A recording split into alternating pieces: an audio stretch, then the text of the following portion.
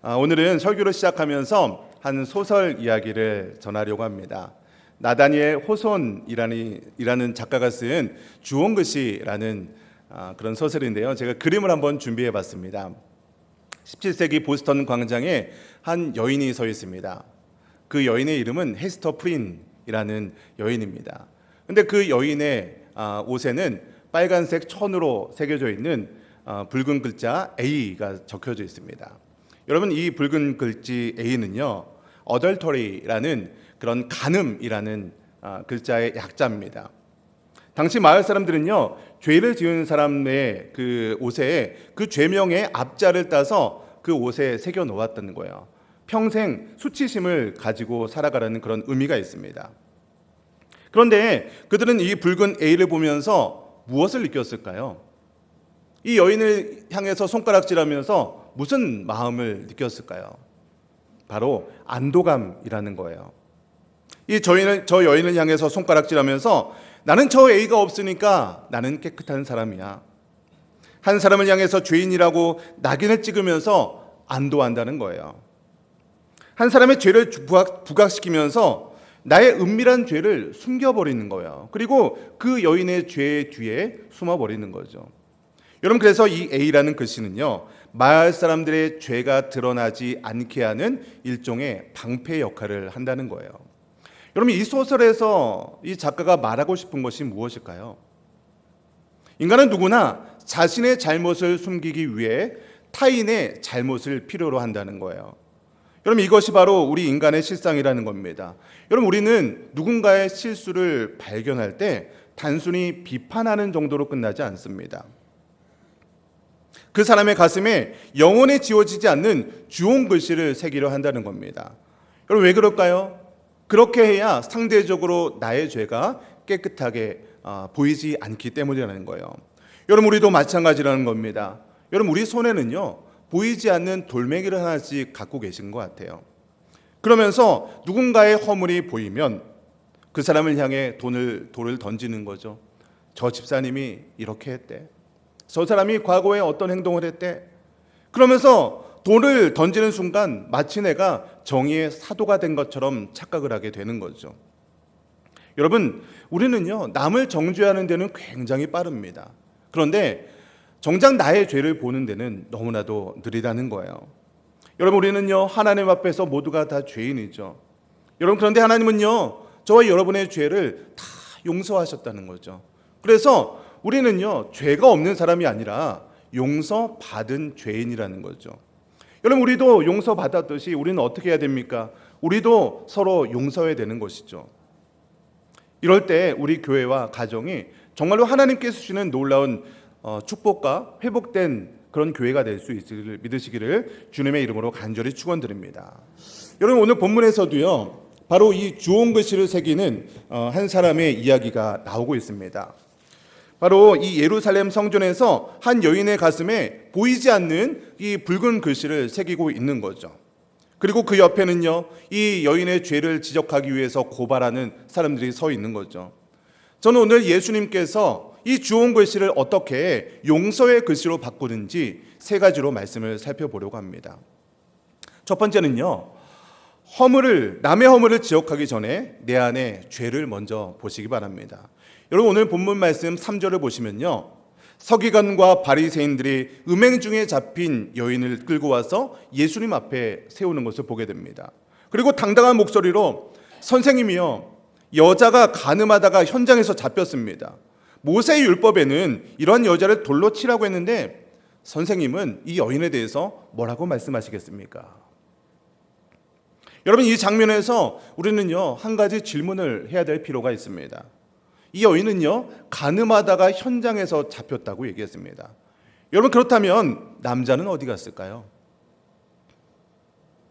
현장에서 간음하다 잡혔다고 얘기했잖아요. 그러면 분명히 남자가 있을 텐데 남자는 전혀 성경에서 언급이 없다는 겁니다. 여러분, 그렇다면 간음에 대해서 성경의 율법은 뭐라고 얘기할까요? 신명기 22장 22절 말씀 우리 같이 한번 읽어보겠습니다. 시작.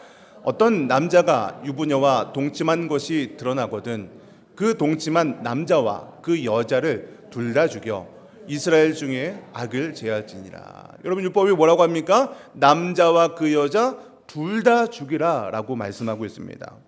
그런데 오늘 본문 말씀을 보시면 고발자들은 힘없는 여인만 고발하고 있다는 거예요. 여러분 이것이 과연 정의일까요? 이것이 정말 이들의 율법을 지키고자 하는 그런 마음에서 우러난 행동이겠습니까? 이들은요, 이 한 여인이라는 한 영혼에 대해서는 전혀 관심이 없었던 거예요. 대신에 이 단지 여인을 통해서 예수님을 어떻게 하면 곤란스럽게 할지, 자신들의 거룩함을 어떻게 뽐낼지 그것에만 관심이 있었다는 겁니다. 그런데 예수님께서는요, 이들의 비겁한 마음을 다 알고 계셨던 거예요. 그러면서 예수님은요, 굉장히 특이한 행동을 하는 것을 보게 됩니다. 예수님께서 갑자기 몸을 굽히시더니 땅바닥에 글씨를 쓰기 시작합니다. 여러분 여기서 쓰다라는 단어를 사용할 때 이 본문 헬라어를 보면요, 어떤 헬라어를 사용하냐면 카라그라포라는 단어를 씁니다. 여러분 일반적으로 쓰다라는 단어를 사용할 때는요, 그냥 그라포라는 단어를 사용하는데 오늘 본문에서는요, 카타그라포라는 단어를 사용하고 있다는 거예요. 여러분 여기서 카타라는 말은요, 아래로 뭐뭇에 대항하여라는 그런 뜻입니다. 여러분 그래서 이 카타그라포라는 단어는요, 법정에서 그 사람의 죄목을 상세히 기록할 때 쓰는 전문 용어라는 거예요. 여러분 그러니까 오늘 본문에서 그냥 쓰다 그라포라는 단어를 쓰지 않고 카타그라포라는 단어를 쓰는 이유가 분명히 있다는 거예요. 예수님께서 그냥 땅에다가 아무런 그냥 낙서를 한 게 아니라는 겁니다. 여러분 그렇다면 오늘 예수님께서 이 땅바닥에 뭐라고 쓰셨을까요? 성경에서는요, 예수님께서 땅바닥에 뭐라고 썼는지 정확히 기록하고 있지는 않습니다. 여러 가지 주석을 찾아보고 성경학자들의 견해도 굉장히 좀 여러 가지로 나뉩니다. 여러분 그러나 여기서 카타그라포라는 단어를 사용하시는 것은요, 분명한 이유와 목적이 있다는 겁니다.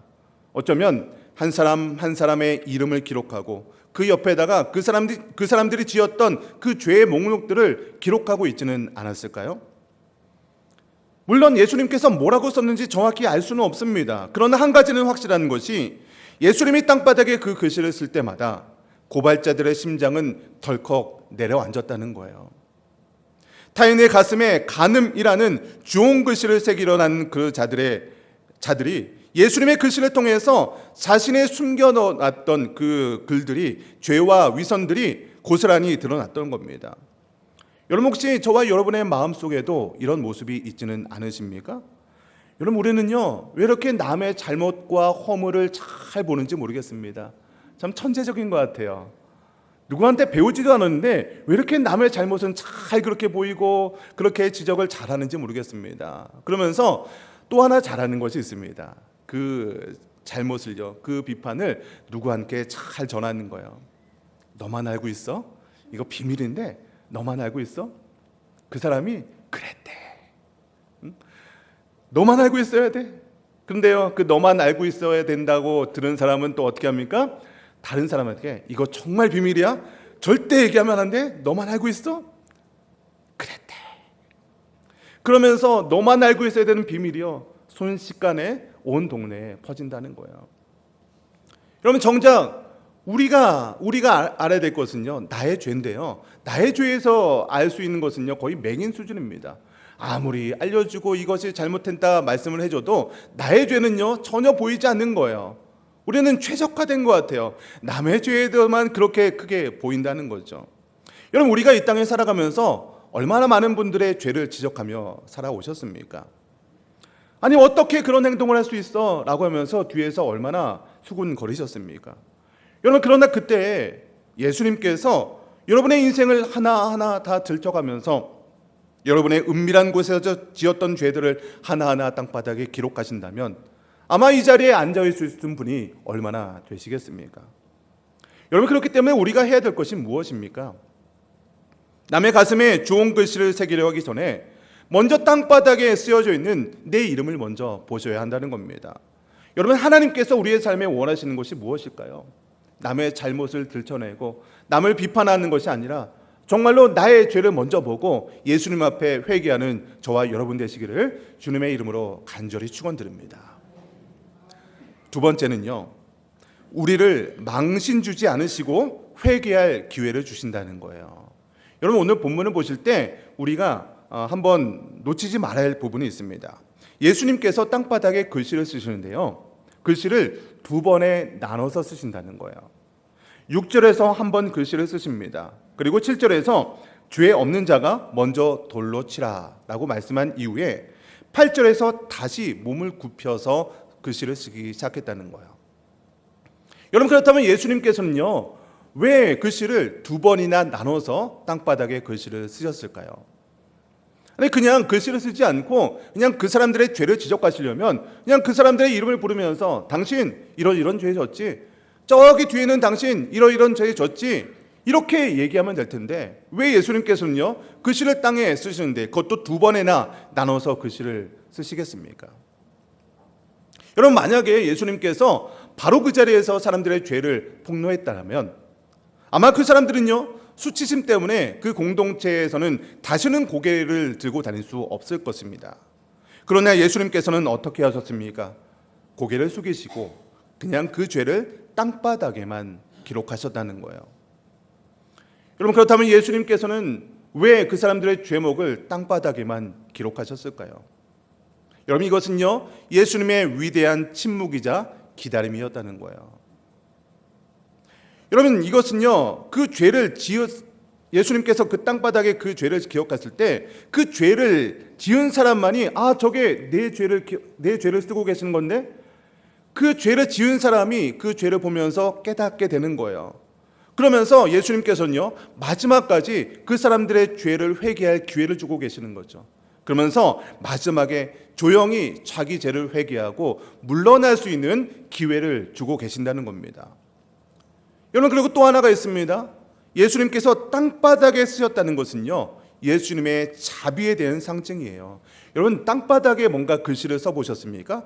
땅바닥에 글씨를 쓰면요 그냥 바람이 휙 하고 불거나 아니면 발로 그냥 훅 훑으면 그 글씨가 다 지워지는 거잖아요. 그러니까 예수님께서 그들의 죄를 땅바닥에 기록하셨다는 것은요 그 죄를 끝까지 기억하시면서 그 사람들을 정죄하려는 것이 아니라 그들이 자신의 죄를 고백하고 회개할 때 예수님께서는요 즉시 그 사람들의 죄를 기억하지 않으실 정도로 지워버리시겠다는 그 마음이 담겨 있다는 겁니다. 여러분, 이렇게 예수님께서 땅바닥에 글씨를 썼을 때 어떤 일이 일어납니까? 오늘 본문 9절 말씀 같이 한번 읽어보겠습니다. 같이 9절 말씀 읽겠습니다. 시작. 그들이 이 말씀을 듣고 양심의 가책을 느껴 어른으로 시작하여 젊은이까지 하나씩 나가고 오직 예수와 그 가운데 섰는 여자만 남았더라. 여러분, 오늘 본문을 보시면 어른으로 시작해서 먼저 나간 것을 보게 됩니다. 여러분, 왜 어른으로부터 시작해서 나갔을까요? 여러분, 인생을 더 많이 산 만큼 예수님의 글씨에서 자신의 죄목이 더 길지는 않았을까요? 그리고 그만큼 내가 지켜야 할 체면과 명예가 더 크지는 않았을까요? 그래서 주님께서 침묵하시면서 땅바닥에 글씨를 쓸 때 영적 압박감이 견디지 못했다는 겁니다. 사랑하는 성도 여러분, 오늘 우리가 이 자리에서 거룩하게 예배드릴 수 있는 그 이유가 무엇일까요? 그럼 우리가 죄가 없기 때문일까요? 예수님께서 우리의 죄를 기억하지 못하기 때문일까요? 예수님께서 우리의 죄를 모르기 때문일까요? 여러분, 그렇지 않다는 거예요. 예수님께서 우리가 지었던 죄들을 그저 땅바닥에 기록만 하기 때문인 줄 믿습니다. 여러분, 그렇기 때문에 예수님께서는요 우리의 수치를 드러내서 우리를 망신시키시는 그런 분이 아니라는 거예요. 우리가 우리 죄를 내려놓고 주님, 저는 이런 죄인입니다, 주님 저를 용서해 주시옵소서 이렇게 회개할 때 예수님께서는요 우리의 죄를 기억하지 않으시고 우리의 모든 죄를 용서해 주시는 분임을 믿으시기를 주님의 이름으로 간절히 축원드립니다. 마지막 세 번째는요, 과거의 낙인을 지우고 새로운 인생의 이름을 받으시기 바랍니다. 여러분, 예수님께서는요 죄 없는 자가 먼저 돌로 치라 라고 말씀하셨을 때 고발자들이 하나씩 떠났습니다. 그리고 이제 예수님과 두 여인만 남은 것을 보게 됩니다. 예수님께서 이 여인에게 물으십니다. 10절에 보시면 여자여, 너를 고발하던 그들이 어디 있느냐? 너를 정죄한 자가 없느냐? 예수님께서 물었더니 여인이 이렇게 대답하는 거예요. 주여, 없나이다. 여러분, 이때 주님은요, 그녀의 인생을 바꾸는 위대한 선언을 하시는데요, 우리 11절 후반절 말씀을 같이 한번 읽어보겠습니다. 시작. 나도 너를 정죄하지 아니하노니 가서 다시는 죄를 범하지 말라. 여러분, 이 선언은요, 단순히 예수님께서 이 여인이 지었던 죄를 못 본 척 넘어가겠다, 이렇게 얘기하는 것이 아닙니다. 예수님은요, 이 여인이 지었던 죄를 누구보다도 잘 알고 있었습니다. 정확히 기억하고 계셨습니다. 그러나 주님은요, 그 죄로 인해서 이 여인을 바로 즉각적으로 심판하지 않으시겠다는 거예요. 그 대신에 그 죄를 어디로 가져가셨냐면 예수님의 십자가로 가져가셨던 거예요. 예수님은요, 그녀가 맞아야 될 돌을요, 예수님의 십자가에 담당하셔서 예수님께서 그녀 대신에 돌을 맞기로 작정하셨다는 겁니다. 이제 이 여인의 인생에는요, 새로운 이름이 새겨지는 것을 보게 됩니다. 여러분, 제가 설교를 시작하면서 처음에 소개했던 주홍글씨라는 그런 소설 기억하시죠? 이 주인공 헤스터 프린의 가슴에 A라는 붉은색 글자가 새겨져 있었습니다. 바로 어덜터리, 간음한 여인이라는 그 글자 A가 새겨져 있었습니다. 여러분, 그 글자 어덜터리가 스페인어로 얘기하면 아둘테라. 제가 요즘에 스페인어를 공부하고 있다 보니까 여러분, 스페인어로 좀 사용해야 될 것 같아요. 간음한 여인, 아둘테라라고 이 사람들이 정죄하는 거예요. 저 여인은 간음한 여자야, 아둘테라야 라고 하면서 그 여인의 죄를 지적하면서 정죄하는 것을 보게 됩니다. 그런데요, 이 여인이 예수 그리스도를 만났을 때 이 똑같은 A의 의미가 변화되는 것을 보게 됩니다. 더 이상 아둘테라가 아니라 아셉타다, 용납된 자다, 받아들여진 자다라고 예수 그리스도를 만날 때 그 A가 의미가 변화되는 것을 보게 됩니다. 그러면서 예수님께서 이 여인에게 얘기하는 거예요. 너는 더 이상 아둘테라가 아니야. 너는 이제부터 아셉타다야. 그러면서 예수님께서는요, 그 여인을 죄인이 아니라 용납된 자, 예수 그리스도의 자녀로 받아주시는 것을 보게 됩니다. 여러분의 가슴에는 과연 어떤 글자가 새겨져 있습니까? 혹시 과거의 실수 때문에 실패자야라는 그런 낙인이 찍혀 있습니까? 아니면 타인의 비난 때문에 피해자야라는 깊은 상처가 새겨져 있습니까? 오늘 주님은요, 그 모든 주요한 글씨를 예수 그리스도의 보혈로 다시 써주심을 믿으시기 바랍니다. 그리고 우리에게 말씀하시는 거예요. 나도 너를 정죄하지 않겠다. 예수님께서는요, 우리의 죄가 있고 우리가 실패가 있음에도 불구하고 우리의 죄를 정죄하시는 분이 아닙니다. 대신에 우리를 용서하시고 우리를 받아주시고 우리를 하나님의 자녀로 삼아주신다는 것을 믿으시기 바랍니다. 여러분, 그래서 주님의 음성이 여러분의 인생을 죄인에서 용납된 자로 변화시켜 주셔서 이 땅에 살아가는 동안에 너는 하나님의 자녀야 라고 선포하는 예수님의 음성을 들으시기를 주님의 이름으로 간절히 축원드립니다. 저는 오늘 본문의 결론을 맺으면서 한 가지 이야기를 드리려고 합니다. 1980년도에 뉴욕에서 일어난 실화입니다. 당시 뉴욕 지하철은요, 범죄의 소굴이었어요. 한 여인이 퇴근길에 지하철에서 젊은 흑인 남성에게 가방을 빼앗긴 거예요. 이 흑인 남성은요, 지갑을 훔치려고 했던 거예요. 그런데 이 여인의 행동이 뭔가 좀 특별했습니다. 다른 사람들처럼 소리를 지르거나 경찰을 부르는 것이 아니었습니다. 그리고 조용히 이 흑인 남자에게 다가가서 이렇게 얘기합니다. 잠깐만요. 지갑은 그냥 가져가세요. 그런데 그 지갑 안에 제 딸 아이의 사진이 하나 있습니다. 그것만 좀 돌려주세요. 그리고 제가 샌드위치를 하나 사왔는데 배고프시죠? 이것을 가져가세요. 이 여인이 이렇게 대답을 하자 이 흑인 남성이요, 너무나도 당황해서 이렇게 질문합니다. 왜 저에게 이렇게 행동하세요? 이 여인이요, 당신도 누군가의 아들일 거잖아요. 당신의 어머니는요, 지금도 당신을 걱정하고 있을 거예요.